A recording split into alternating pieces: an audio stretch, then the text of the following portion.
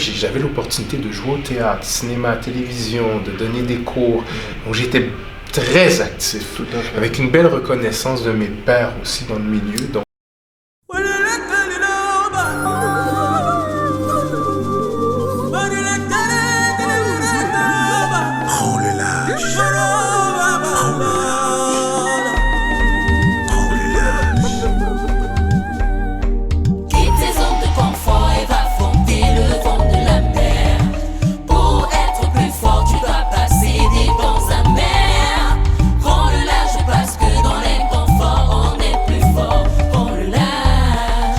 Absolument pas, mais c'est intéressant, c'est donc la preuve qu'on peut évoluer d'un état d'esprit à un autre, d'une façon d'être à une autre.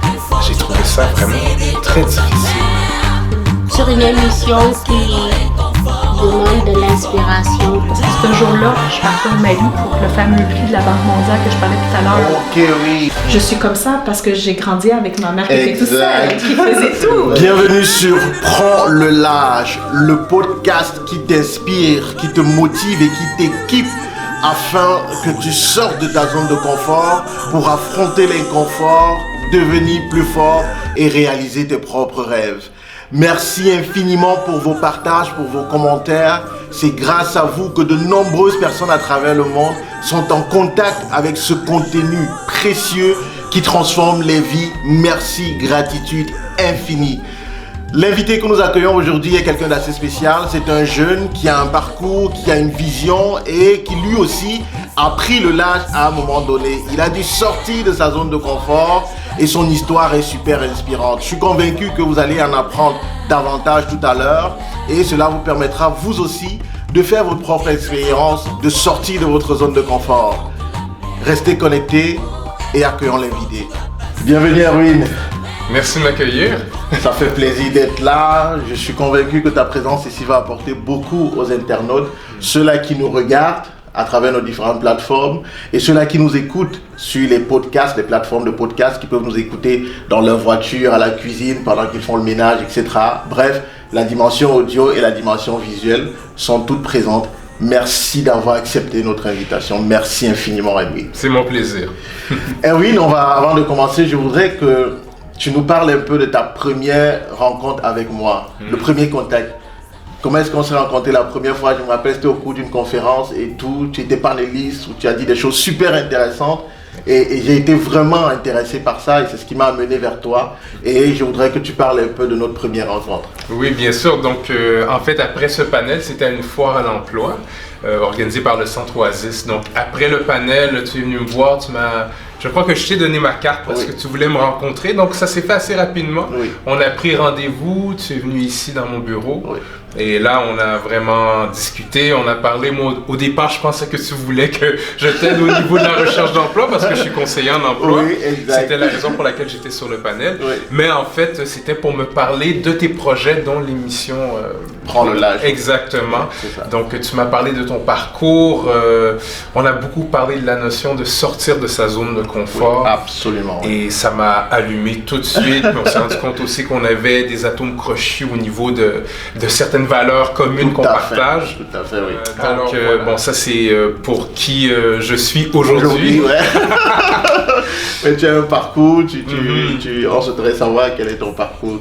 Exactement, donc qui j'étais avant. Exact. Voilà. Alors, donc avant, moi j'étais comédien et professeur de théâtre. Donc tout à fait, j'ai étudié à l'École nationale de théâtre, sorti de l'école en 2003. Donc j'ai été comédien professionnel, professeur de théâtre, metteur en scène pendant 7 ans. Wow. Pendant 7 ans, ça a été ma carrière professionnelle en tant qu'artiste. Oui. Ce que j'aimais particulièrement, c'était agir en tant que coach. Faire du coaching, c'est-à-dire que j'entraînais les jeunes aspirants comédiens qui voulaient faire leurs auditions pour rentrer dans les écoles de théâtre. Donc moi, je les coachais, je les encadrais, je faisais la mise en scène un peu des scènes qu'ils devaient présenter. Et j'ai toujours eu cette passion pour l'art du comédien et ce désir de le démystifier, de le décortiquer, de le vulgariser. J'ai un petit côté scientifique, donc vraiment ça a été vraiment ce que... En fait, j'ai toujours eu une passion de l'être humain aussi. Tout à fait. Oui. Décortiquer, comprendre l'être humain. Oui. Donc, je vous dirais que dans ma carrière artistique, bien que j'ai eu l'opportunité de faire plusieurs choses, de jouer en tant qu'acteur au cinéma, au théâtre, à la télévision, c'est vraiment ce que j'ai préféré. Wow, cette petite coaching, zone, oui, c'est cette petite zone où tu apportes quelque chose de spécifique qui accompagne les autres. Tout à fait. Et c'était dans l'ombre, hein, parce que quand on est coach, on est dans l'ombre. Exact. Donc, c'est vraiment ce que j'ai préféré. Mon choix de changer de carrière. Ça a été vraiment sortir de ma zone de confort parce que bon, j'étais comédien à l'époque. Ma carrière se portait bien. Ma carrière se portait bien. Comme je le disais d'entrée de jeu, j'avais l'opportunité de jouer au théâtre, cinéma, télévision, de donner des cours. Donc j'étais très actif, avec une belle reconnaissance de mes pairs aussi dans le milieu. Donc les choses allaient bien. Mais comme je le disais, avec mes activités de volontariat à l'église, tout ça, je m'étais découvert un amour. Un amour. On revient à l'amour encore une fois. On appelle ça conviction ou amour, vision. Oui, mais c'est ce truc qui est... Ce truc. Absolument. Voilà, cette vision que, waouh, la relation d'aide, ça doit être central dans ma vie. C'était une conviction. Le large, c'est entre autres accepter les défis, c'est accepter les invitations aussi.